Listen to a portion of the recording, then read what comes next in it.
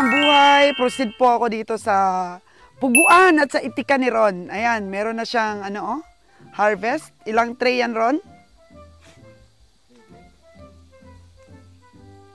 11? Ayan, 11 trays of eggs sa kanya pong mga itik araw-araw. Pero hanapin pa po natin mga kaganang buhay yung iba doon sa damuhan. So mag-egg hunting po muna tayo ngayon kasi sayang naman yung iba po mga kaganang buhay ay sa damuhan po nangingitlog at kailangan po talaga nating hanapin para po hindi masayang ang itlog para gawin po nating itlog alat. For the meantime, ako takot muna po sila ng feeds para po sa pugo ni Ron. So welcome po mga kaganang buhay, dito na naman po tayo sa Itikan at saka sa Puguan at hanapin natin yung mga itlog na nawawala. Na po ang ating dalawang tali ng kahoy para po magluto tayo ng itlog pugo mamaya. At the same time, ito pa lang po yung nakuha ni Ron na itlog. Minsan pala may nababasag din, ano? So, kailangan pong brasan talaga yan at paputiin bago po iluto para kumapit po yung kulay. Kumintab ang kulay pagka gawin nating itlog alat. So, ayun na po ang ating mga bibi. At tayo po'y magkakat ng grass para po sa ating mga baka. So, all in one purpose po yung ating mga tao. Kahit saan, pabaka man, pabibi man dyan, pagkakat ng grass, all around. Yan po yung aking daughter-in-law. Busy. Busy din siya. Ayan po yung mga bibi natin. So mag-egg hunting na po tayo maya mga kaganabuhay para po dagdag natin dito sa ilang tray ito, 11 trays na gagawin din natin at ibabad po natin sa asin para maging itlog alat siya. Ayan po ang humble beginning namin ng mga itik at hindi ko na po kayo na-update mga kaganabuhay. So meron na pong panibagong sisiw na in-order si Ron para po dumami ang kanyang mga alaga. Ano? So kabenta natin ito. Magkano nga Bri ang benta natin per piece? 17 pesos po ang wholesale namin ng itlog alat. 17. Tapos yung benta naman po ng mga tindahan ay 20 pesos. At saka kung sa ano ka na talaga, sa mga tindahang maliliit, nasa 22 or 25 pesos na po ang retail. Ayan. Pero wholesale po namin is 17 each. Tapos pinapa-wholesale din po ng kumuha sa amin ng 20 pesos. And then pag sa tindahan na, 25 each na. Ayan na po, ilang tumbling na ang presyo. Kaya kung sa store lang po namin ibenta, medyo malaki po ang aming tubo kung mayroon din po kaming retail. So mamaya po mga kaganabuhay ay mag-iitlog alat po tayo na luluto po tayo ng pugo lat o itlog alat po na pugo.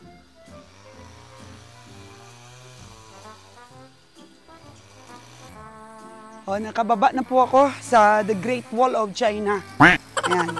So, pisahan na natin yung egg hunting natin, mga kagandang buhay. Medyo mahina ngayon ang tubig. Oh, parang konti ang tubig ngayon.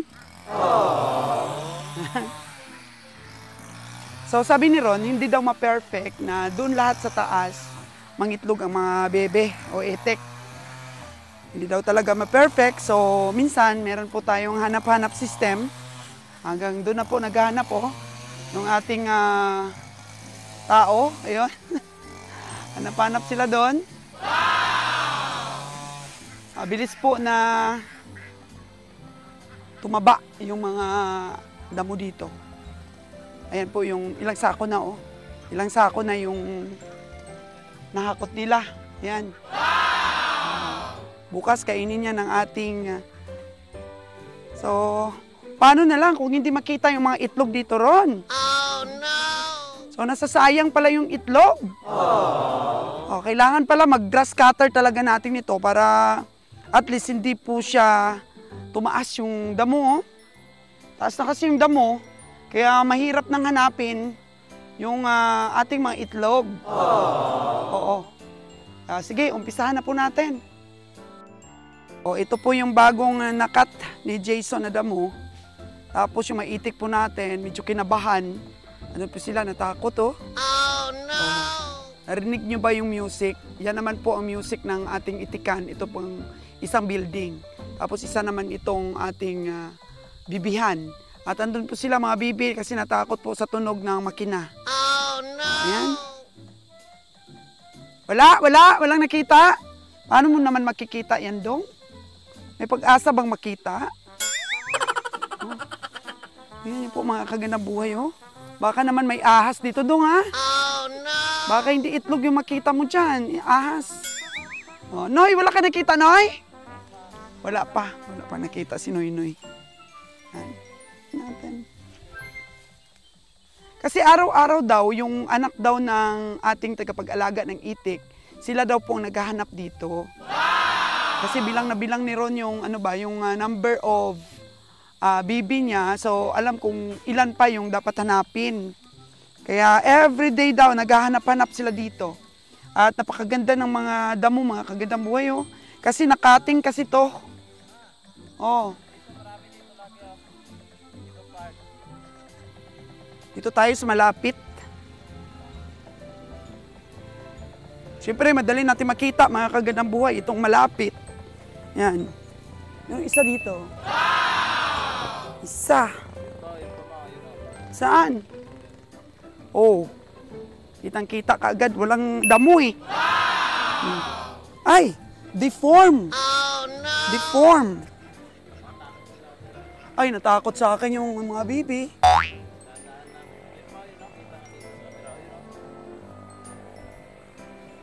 Kita agad ni Ron ay.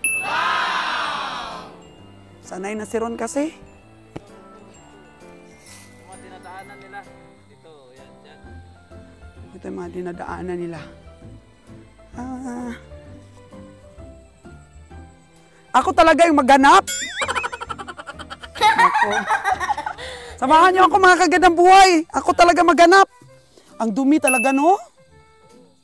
Ang dumi. Bakit hindi pa masyadong malaki, Ron? Maliit pa. Bata pa lang sila eh. Hindi pala sila sa masyadong madamo. Actually, mga kagandang buhay, ang dami daw naapakan na ni Jason. Oh, no. Naka-apat na yata siya. 4. Hindi siya kasi sanay eh. Mas lalo na ako di sanay. Oh, no! Ay! Marami na kayong nakita dyan. Oh. Mayroon na sila. Kunin natin, mga kagandang buhay. Oh. 3. Medyo malaki-laki nakita mo. Uy. Ha! Makapuno yata tayo ng isang tray nito, Ron.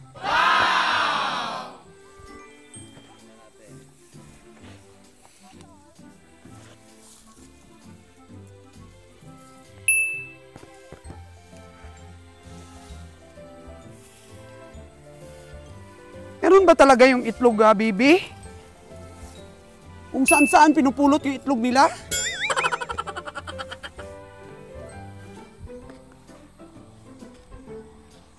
Oh, meron na. Ang sarap pala pong mag-egg hunting, mga kagandang buhay.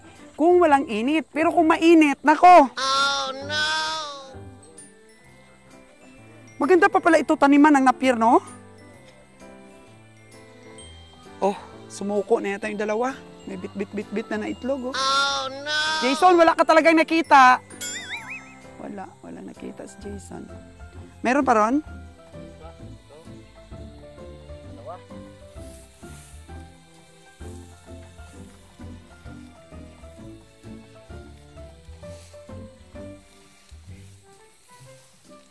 Grabe naman itong mga bibi na to. Ganito pala kahirap maghanap ng itlog? Pinapahirapan ka pa? Oh no! Siguro din naman sila pumupunta doon. Malayo. Pupunta pa rin? Grabe. Yung net mo pala ron eh, in-adjust mo na hanggang dito. In-adjust na. Sa Great Wall of China, mga kaganabuhay. Oh. Ang ganda po ng lupain natin. Oy, meron pa.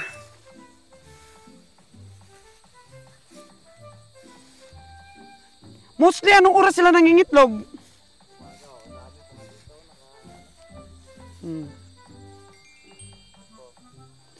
Paano yung di makita? Ay, makita talaga yan. Araw-araw kami naghanap. Grabe, dapat talaga pala maano. Ayun oh, nagputi pa oh.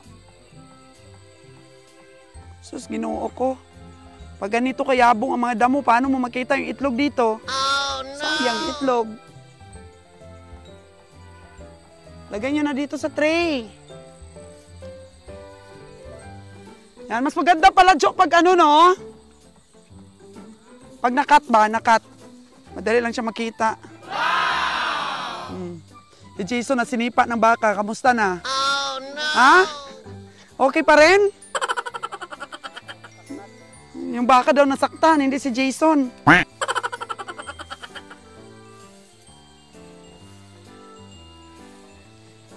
Egg hunting, mga kagandang buhay!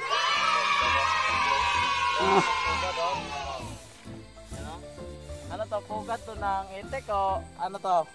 Pugat Ah? ng itik o? May ano May to? balahibo pa. Sabi ang ano ang haba. Haba talaga ng damo dito. Yan, maraming pagkain ng ating mga baka. Nako. Engineer, nag-aral ka sa school para mag-egg hunting? Ha? Enjoy ba? Enjoy? Oh, enjoy. Oh?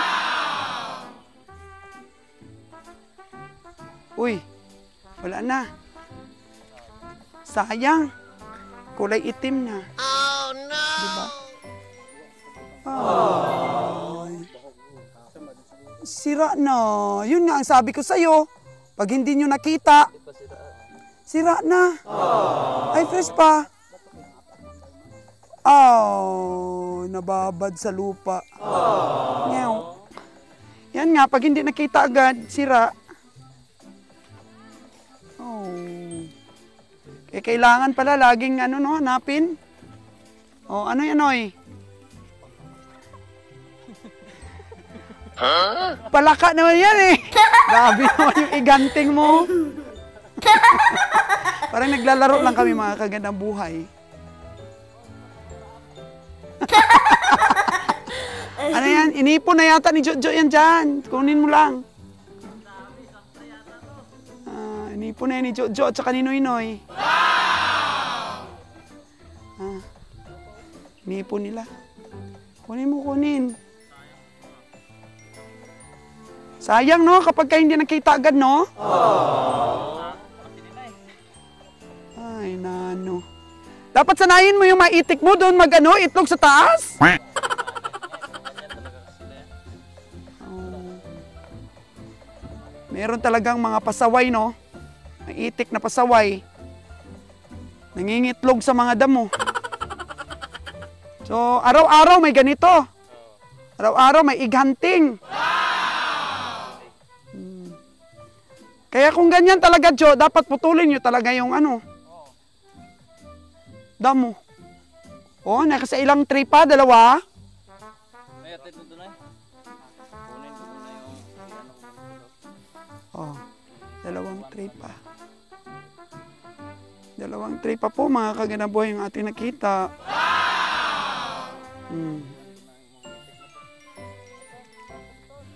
Anong gagawin mo, Ron? Saraduhan na para mangitlog mo sa taas? Dapat ganyan, pero walang oras ba talagang mangitlog yung itik? Walang orasan daw. Kaya maraming nabubugok sa damuhan. Oh. Yung mga bibi. Magkatay ka ba ng lalaking bibi ngayon? Oo, punta daw sila doon eh. Oo. Punta daw itong mga ano natin, mga cowboys natin. O, meron pang isa. Nakita si Jojo. Akin na, Jo. Meron pang isang nakita. Kaya, yan. Meron pang isa. Wala pa yung caretaker? Saan siya? Wala pa siyang call, eh. Pre. Wala pa siyang call. Mahigit pa 2 tray ang nakita natin. Yan, hanap pa. Hanap pa si Ron. Kasi minsan, dito talaga napupunta yung itlog, oh. Tatago sila. Oh, no!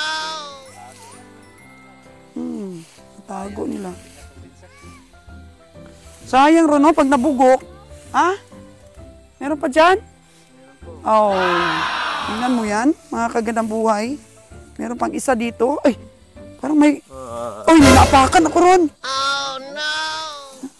Parang may ano. Wala naman. Parang ano. Kuhol. Kuhol lang siguro yun. Oo. Again, ha? Pugad pa yan, oh. Pugad pa ito. Yan. Sayang pa, 2 pa, oh.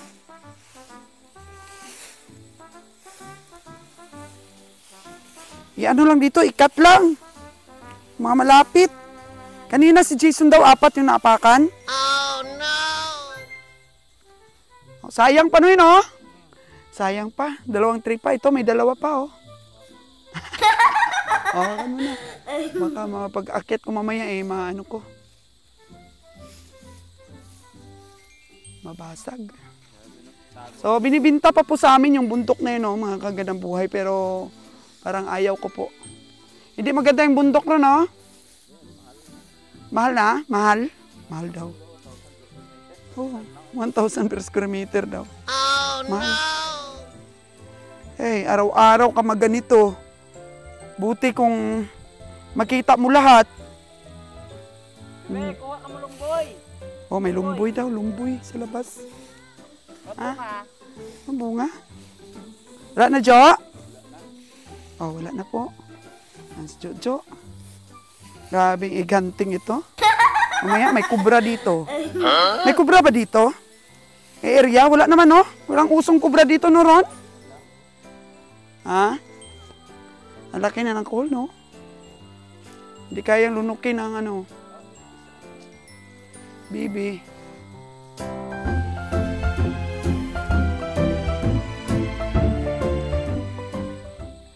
Yan po yung ating paghanap, ang egg hunting po natin. So, mag-ano sila ulit, mag-cut ng damo. Dagdagan nila, may mga sako pa naman silang dala, oh. Oo. Cut sila ulit. Yan. Siguro ang bango talaga ni engineer natin, bango. Puro tae yung damit niya na baka, oh. Amoy mo ba? Nakamoy? Uy! Oh, meron pang nakuha si Ron dito sa tubig. Oh, no! Bago pa ba o luma na? Ha? Uy, hindi mo nabibilang yung, ano, yung itlog? May patingin nga. Uy. Oh, yung isa. Hindi na pwede? Ano lang yan, nalagyan ng lubot. Oh. Pag itlog alat na to, okay pa naman. Nano ba yan? Ba't ganyan? Oh, no! Ganyan yan, pati sa tubigan, nandito na yung itlog. Oh, lugi. Lugi pa ganito. Dapat kulungin mo na lang yung bibi mo.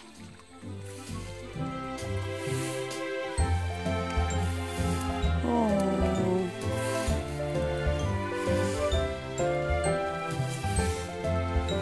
Ano buhay. Sige, ano natin. Baka meron pa dito banda. Ilang oras din pala itong silip-silip mong sumamanda mo. Abutin ka rin ng ilang oras para sa paghanap ng itlog. Oh, no! O kanina doon sila sa Mayabong, wala silang masyadong nakita. Dito lang banda sa medyo malapit-lapit. Ayun na po, mga kaganabuhay, ano na sila, grass cutting na. Pero si Ron, matyaga pa rin pong naghahanap ng itlog. Sayang kasi. Nasa 17 pesos pa yung isa. Diba? Pag nagawa natin itlog alat. Nasayang, nasayang. Oh. Makakagandang buhay. Ang buhay na magsasaka. Oh, ito po yung binuhay ng nanay at tatay namin sa amin. Yung pagsasaka po. pagtatanim ng mga palay. Tsaka meron din po kami alagang bibi dati. Sipag po ng mga tao. Kasi nasa leader yan eh. Pag ang leader po hindi hands-on, wala rin pong sipag ang mga tao natin. Pag hands-on po tayo, natututunan din ang ating mga empleyado na maging masipag. At saka nag-i-enjoy sila mga kaganabuhay. Nag-i-enjoy sila sa ginagawa nila.